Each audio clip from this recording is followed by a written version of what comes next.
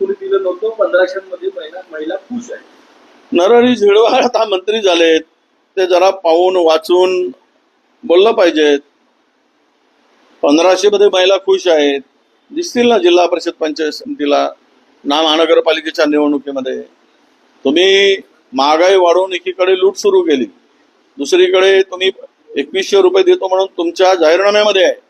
आता कदाचित झिरवाळनी ते लिहिलं नसेल म्हणून त्यांच्या लक्षात आलं नसेल किंवा झिरवाळनी सांगितलं नसेल, पण त्यांच्या प्रमुखांनी, पक्षप्रमुखांनी ते मान्य केलं आहे. आणि राज्याच्या मुख्यमंत्र्यांनी भारतीय जनता पक्षाच्या जाहीरनाम्यामध्ये ते स्पष्ट आहे 2100 रुपये देण्याचं, महायुतीच्या जाहीरनाम्यामध्ये आहे.